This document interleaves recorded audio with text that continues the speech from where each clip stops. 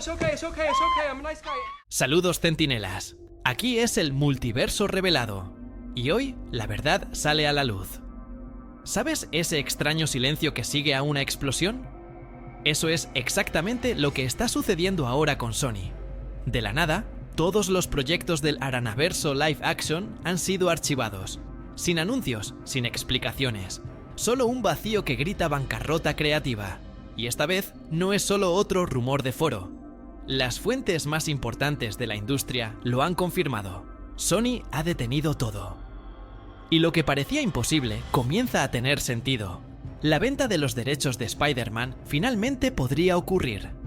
Pero, ¿por qué esto es tan importante ahora? Porque estamos hablando del personaje más valioso del entretenimiento global. Spider-Man siempre ha sido el centro gravitacional del hype nerd. Sin embargo, Sony intentó crear un universo entero sin él. ¿Y el resultado? Morbius, Madame Teia, Kraven. Una trilogía involuntaria de fracasos que incluso avergonzaría a Howard the Duck. Pero ahora la situación se ha intensificado. Ya no es solo una serie de fracasos, es una clara señal. El Aranaverso de Sony, tal como lo conocemos, ha muerto. Pero hay un detalle en este colapso que casi nadie ha notado. Y podría cambiar todo el futuro de Marvel. Volveré a eso. Y antes de que alguien diga, pero Venom aún generó dinero, vamos a exponer exactamente cómo este supuesto éxito fue el peor error estratégico de la década. Porque sí, incluso la nueva saga con el dios de los simbiontes, Null, fue abandonada. Y cuando incluso el villano cósmico de una franquicia de miles de millones desaparece del M. Es porque el juego ha cambiado, pero tal vez no de la manera que imaginas. Si este contenido te está conectando con las verdades del multiverso, dale me gusta y únete a nuestra línea secreta de suscriptores. Ahora vamos al colapso que nadie quiso ver, pero que estaba diseñado desde la primera película sin Spider-Man. Lo que parecía ser el pilar del Spider-Verse de Sony era en realidad una trampa. Venom fue un éxito de taquilla. Sí, pero un éxito engañoso. El carisma de Tom Hardy, la apariencia del simbionte y la promesa de un universo expandido crearon una falsa confianza. Sony creyó que podía construir un imperio solo con los villanos, pero olvidó el detalle más básico de cualquier narrativa. El héroe es el ancla. Sin Peter Parker, el Venomverse se convirtió en un barco a la deriva. Y el público se dio cuenta. La señal de alerta fue clara con Morbius. Incluso con Jared Leto, efectos decentes y un intento de conexión con el MCU, la película se convirtió en un meme. No por casualidad, fue montada apresuradamente, con cortes confusos y cero conexión emocional con el público. Luego llegó Madame Web, un proyecto que nació obsoleto. El guión se filtró antes del estreno, las actuaciones fueron criticadas y, peor aún, nadie entendió el propósito. ¿Para qué se suponía que iba a conectar? ¿Cuál era la función real de esa película en el universo? Ni siquiera Sony lo sabía. Pero la gota que colmó el vaso fue Kraven, el cazador. Una apuesta por un tono más violento, pero que tropezó en identidad. Un antihéroe genérico, sin contexto y con un marketing que no se sostuvo. Más allá del tráiler, estos fracasos no fueron aislados. Revelaron un patrón de desesperación creativa. Sony intentó de todo. Escenas post-créditos con conexiones forzadas, rumores de un crossover con Garfield, e incluso la promesa de Null, el dios de los simbiontes. Pero hay un detalle en esta promesa que casi nadie notó.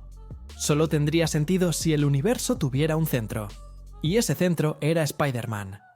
Sin él, incluso un villano cósmico pierde relevancia. Y aún así, por un tiempo, Sony parecía decidida a seguir con este plan. Como si ignorar el error fuera suficiente para salvar la narrativa. Pero bastó con que la taquilla de Venom 3 mostrara signos de agotamiento, recaudando menos de la mitad que la película anterior, para que la ficha comenzara a caer. No era una racha de mala suerte, era un colapso estructural. Pero el error más grave aún estaba por llegar, y tiene que ver precisamente con lo que Sony no pudo mostrar. a pesar de tener los derechos del personaje más lucrativo del planeta. Por absurdo que parezca, Sony posee los derechos de Spider-Man, pero no puede utilizarlos plenamente. Esto se debe a que el acuerdo firmado con Marvel Studios está tan lleno de cláusulas que se ha convertido en una camisa de fuerza. Desde el momento en que Tom Holland se unió al UCM, Sony se comprometió con una división creativa que limitó su autonomía. A cambio de la popularidad y la estructura del universo cinematográfico de Marvel, renunció a su propio héroe en las películas en solitario del Spider-Verse. La consecuencia directa de esto fue que el estudio tuvo que crear un universo de villanos, sin el héroe, sin Peter Parker, sin Miles Morales, sin conexión visual o narrativa directa con el MCU, ni siquiera una mención clara. Lo máximo que pudieron hacer fueron huevos de Pascua disfrazados, imágenes borrosas de periódicos y un Morbius señalando a un buitre que, hasta entonces, era del MCU. Todo esto con una sensación incómoda de que algo faltaba. Y realmente faltaba. El contrato impedía a Sony colocar a Spider-Man en proyectos sin la aprobación de Marvel. No importa si tienes los derechos, si el acuerdo dice que Peter Parker de ese universo está prestado al MCU, te quedas con las sobras. Y ni siquiera Miles Morales, que en los cómics ya ha protagonizado arcos independientes y grandiosos, pudo ser utilizado en acción real. Él brilló en las animaciones de Spider-Verse, pero ese era un territorio completamente separado, visual, tonal y creativamente. Lo más irónico. Este contrato pensado para proteger a ambas partes terminó saboteando a Sony, porque al intentar mantener un universo propio, se vio impedida de poner a su mayor activo en escena. Y los villanos quedaron sueltos, sin contexto, sin amenaza real, sin espejo narrativo.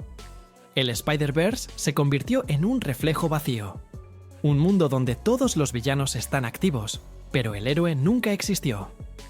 Eso no es contar historias. Es un colapso creativo con fecha de caducidad para explotar. Pero hay un detalle en esta bomba de tiempo que casi nadie notó. Un plazo contractual que, si no se cumple, puede acelerar aún más el fin de este ciclo. Durante años, Venom fue tratado como la excepción que confirmaba la regla. Un éxito de taquilla que parecía dar la razón a Sony. Se podía construir todo un universo en torno a los villanos. El problema es que este éxito no era estructural, era circunstancial. El estreno de la primera Venom, en 2018, atrapó al público en una era aún dominada por Infinity War, con Tom Hardy en la cima de su popularidad y el simbionte cargando años de expectativas reprimidas. Era la primera vez que destacaba en solitario en la pantalla grande, y eso fue suficiente para atraer multitudes. Pero al observar detenidamente, se podía ver que el éxito era frágil. La crítica destrozó la película. El guión era irregular, la narrativa estaba apresurada. Aún así, la recaudación superó los 850 millones de dólares. Parecía que el plan de Sony funcionaba. Solo parecía. Porque cuando llegó Venom, Let There Be Carnage, el desgaste ya era evidente. La taquilla disminuyó, la crítica fue aún más dura, y a pesar del atractivo de Woody Harrelson como Carnage, la película ya no sostenía la emoción. La burbuja estaba a punto de estallar. Y entonces vino el movimiento más audaz, y quizás más ingenuo, de Sony. Intentar repetir este modelo Venom, con personajes mucho menos populares. Pensaron que el carisma de un actor, sumado a efectos decentes y un villano conocido en los cómics, sería suficiente para crear un universo cinematográfico. Solo olvidaron un detalle. Venom funcionó como un caso aislado, no como base de una franquicia, y el público se dio cuenta rápidamente de que estoy tratando de impulsar proyectos sin alma, sin propósito, y sobre todo, sin Spider-Man. Y aquí es donde se derrumba el castillo. Porque incluso con toda la apuesta por Null, el supuesto nuevo villano cósmico que uniría todo en una saga épica, el interés nunca llegó a nacer. Andy Serkis había sido considerado para el papel. Los rumores decían que la película tendría tonos mitológicos, algo cercano a Dioses de Egipto, mezclado con Thor Ragnarok. Pero el proyecto desapareció. cancelado antes de salir siquiera de la fase de preproducción. Y cuando incluso un villano con potencial para escalar el universo es dejado de lado, es porque ni siquiera el estudio cree más en su propio plan. Pero la decisión de abandonar a Null plantea una pregunta aún mayor. ¿Ya decidió Sony que no vale la pena intentarlo más? ¿O está preparando una jugada mucho más radical? Durante meses, Sony alimentó discretamente una idea ambiciosa: convertir a Null, el temido dios de los simbiontes, en el Thanos de su propio universo.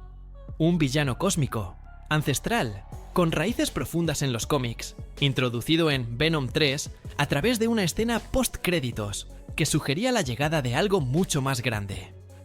La elección de Andy Serkis, un hombre respetado por papeles como Gollum y César, reforzaba este intento de dar peso mitológico a la amenaza. Era la última carta de un mazo ya desgastado. Pero bastaron unas semanas después del estreno de Venom 3 para que los primeros signos de colapso aparecieran.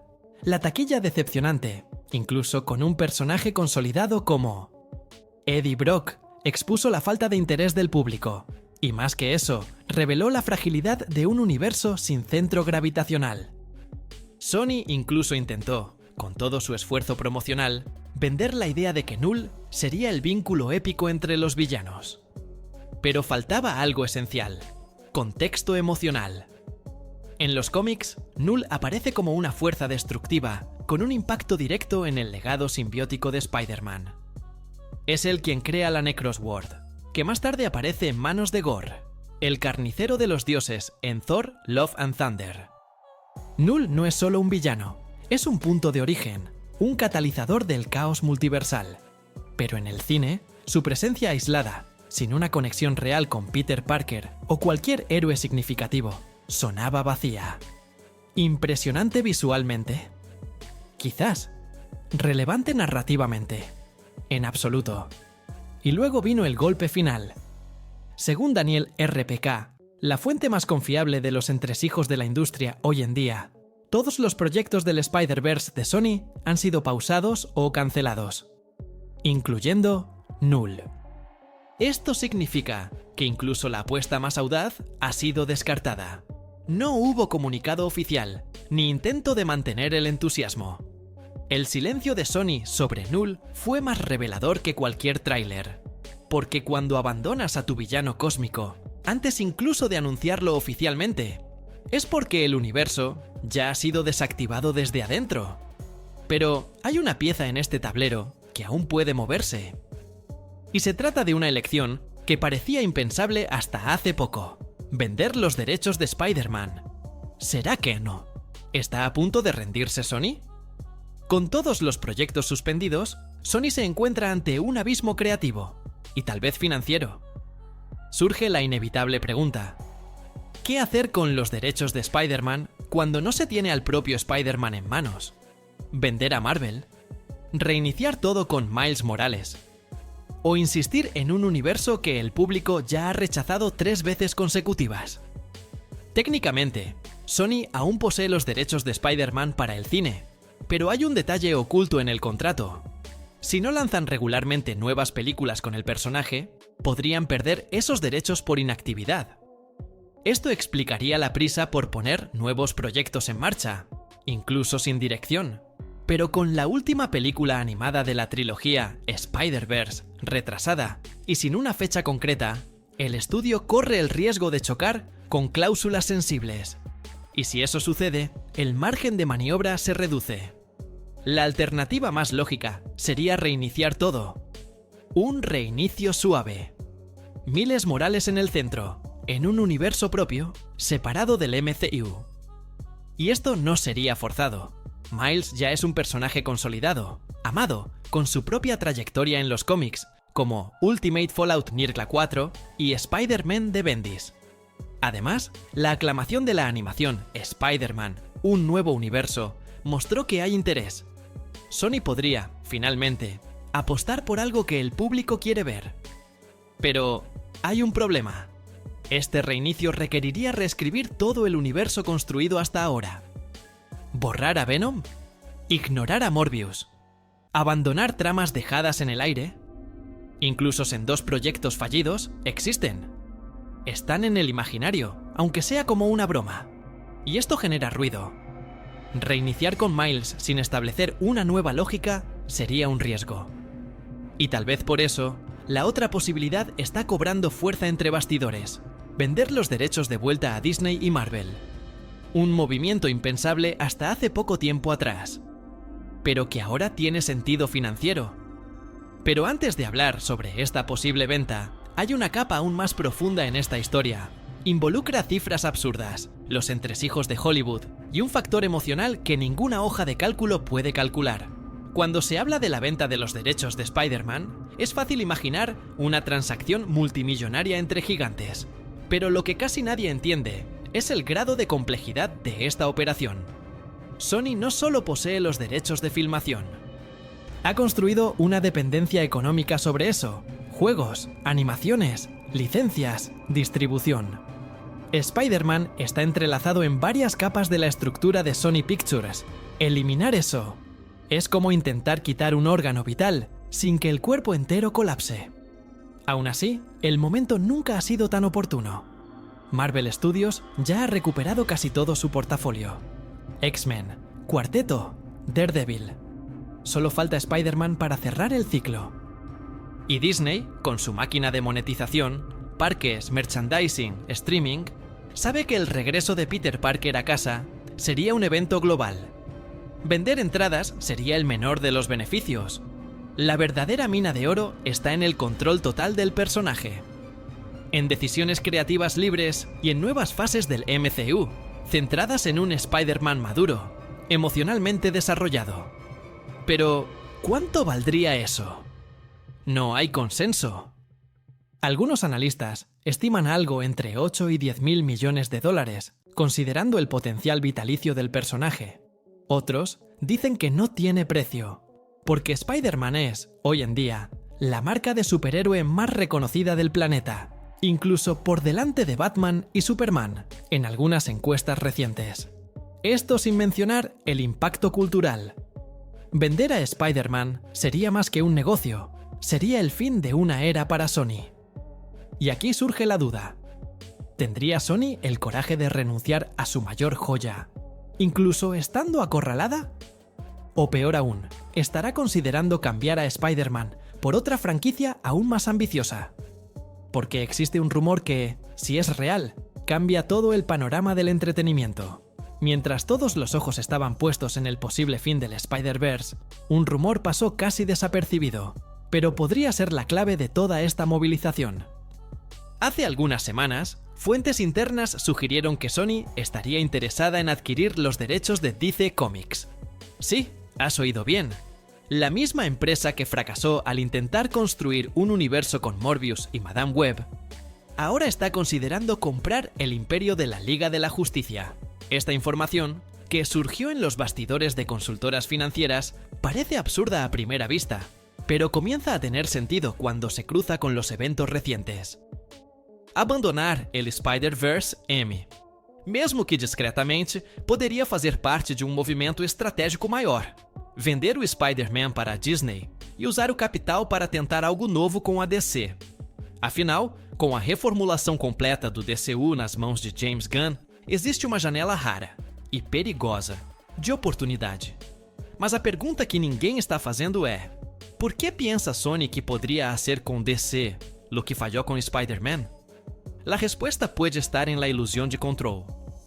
A diferencia del acuerdo con Marvel, que impone restricciones creativas, la compra de DC permitiría a Sony tener total autonomía sobre las propiedades.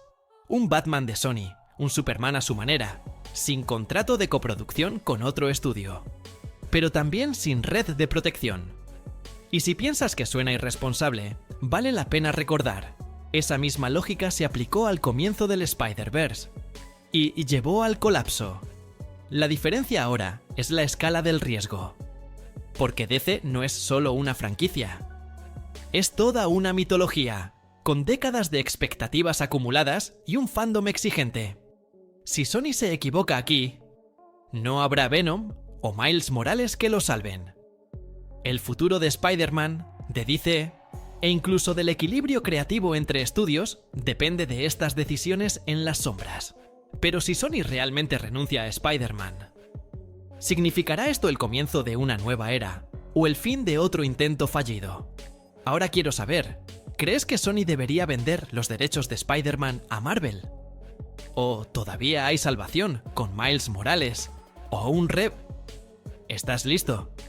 Si este análisis te hizo ver el otro lado de la telaraña, dale me gusta, activa la campana y únete a nuestra línea secreta de suscriptores. Y en el próximo video, la pregunta que todos se hacen: ¿Miles Morales realmente salvará el legado de Spider-Man? ¿O ya es demasiado tarde? Nos vemos allí.